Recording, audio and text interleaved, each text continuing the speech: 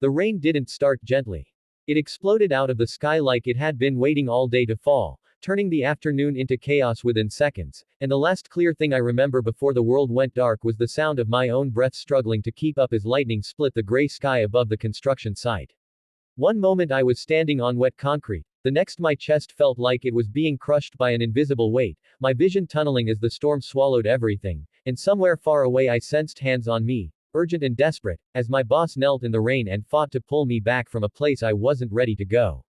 Before the story pulls you deeper, take a moment right now to like, comment, share, and subscribe to the channel if you believe kindness and second chances can change a life, because this story is built on both, and someone out there might need to hear it today. My name is Armin Hale, and until that afternoon, I believed life was something you endured, not something that ever bent in your favor.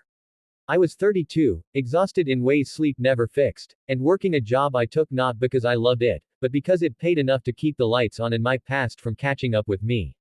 I worked as a safety coordinator for a regional infrastructure company, a title that sounded respectable but mostly meant long hours, constant pressure, and being blamed whenever something went wrong.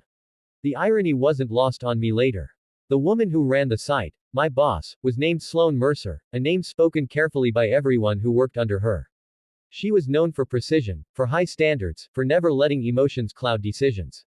People said she was cold, but I saw something else in her from the start, a kind of quiet intensity that felt more like restraint than indifference. That day was supposed to be routine. A daytime inspection before a scheduled shutdown, clouds heavy but manageable, the kind of weather everyone pretends isn't dangerous until it suddenly is. I remember noticing the way the air felt charged, how the wind tugged at loose equipment, how my chest felt tight long before it truly failed me. I told myself it was stress, dehydration, maybe panic, because admitting weakness had never worked out well for me. I had learned years earlier that if you wanted to survive, you pushed through. You didn't stop. You didn't ask for help. The storm rolled in faster than forecasts predicted.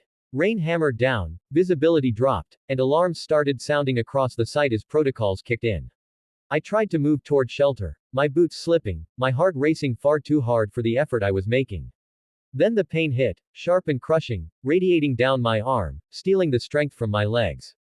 I collapsed, rain soaking through my clothes, the sky roaring overhead, and that's where my memory fractures into pieces instead of a whole. What I learned later came from reports, from medical notes, and from Sloan herself, though she never described it dramatically. She found me unresponsive, pulse weak and fading, the storm raging around us as crews scrambled for cover. She didn't hesitate. She dropped to her knees in the rain, ignoring shouted warnings, and started compressions with a focus that stunned everyone watching. Water pooled around us, thunder shaking the ground, and somewhere in that chaos, as my heart faltered, she leaned close and murmured words meant only for me, words that weren't commands or instructions, but a plea that carried more feeling than anyone expected from her. She whispered that it couldn't end like this, not here, not now, not after everything I'd fought through to stay standing. I didn't hear her then, but my body did. Something responded. A spark, a reflex, a stubborn refusal to let go. Paramedics arrived minutes later, though it felt like an eternity, and when they shocked my heart back into rhythm, the storm had already begun to ease, as if it had taken what it came for and moved on. Waking up in the hospital was disorienting. Bright lights, steady beeping, the smell of antiseptic, and a heaviness in my chest that made every breath deliberate. Daylight streamed through the window, calm and ordinary, mocking the violence of what had happened. Doctors told me I'd had a sudden cardiac arrest brought on by a previously undiagnosed condition, worsened by stress and physical strain. They told me I was lucky.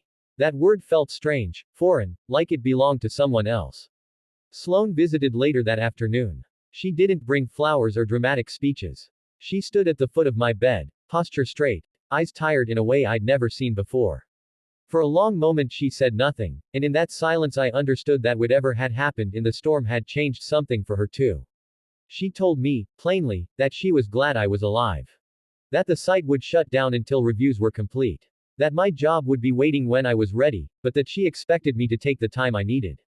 It was the closest thing to tenderness she ever showed at work, and it hit harder than sympathy ever could. Recovery was slow. Days blurred together as I learned to trust my body again, to accept help without shame. I replayed my life in those quiet hours, the choices that led me to constant pressure, the belief that rest was weakness, that my value came from how much I could endure. The storm had forced me to stop in the most brutal way possible, And as frightening as that was, it also cracked something open inside me. When I returned to work weeks later, everything looked the same and completely different. The site was active again, sunlight glinting off steel and glass, but I moved through it with new awareness. Sloan checked in on me more often, not hovering, but watching, as if making sure I didn't disappear again. Over time, conversations shifted. We talked about safety not as a checklist, but as a culture. About people, not productivity. About the cost of ignoring warning signs, whether in equipment or in ourselves. I learned more about her too. About the pressure she carried, the responsibility of being the one everyone depended on, the loneliness of leadership. She never spoke about the storm directly, but sometimes I caught her looking at the sky when clouds gathered, jaw tight, hands clenched just slightly. We were both changed by that day, bound by a moment neither of us had planned but neither could forget. Months passed, and my health stabilized. I adjusted my life, set boundaries, learned to say no. The job became something I chose, not something that consumed me. And through it all, a quiet respect grew between us, rooted not in hierarchy, but in shared humanity. She had seen me at my most vulnerable, and I had glimpsed her at hers, kneeling in the rain, refusing to let someone slip away. Near the anniversary of the incident, the company held a daytime safety summit, using real stories to remind everyone why protocols mattered.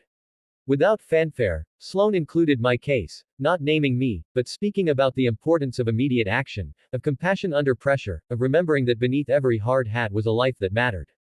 As she spoke, I realized the true impact of that storm wasn't just that I survived, but that it reshaped the way people around me thought about care, responsibility, and second chances. If this story has reached something inside you, if it's reminded you of a moment when someone showed up for you or when you wished you'd slowed down sooner, please take a second near the end of this video to like, comment, and share it, because stories like this only live on when people feel them together. There's one more thing I want to ask before we close. If you've ever experienced a moment that changed your perspective on life, on work, or on kindness, leave a comment sharing it, because your story might be the one someone else needs to read today. I still think about the rain sometimes, about how close the line really is between before and after. But more than fear, I feel gratitude. Gratitude for a boss who became a lifeline, for a storm that forced me to listen, and for a second chance I didn't know I was being given until I was already living it. And every time the sky darkens in the middle of the day, I remind myself that even in the heaviest storms, there are hands willing to pull you back, and lives waiting to be changed if you let them.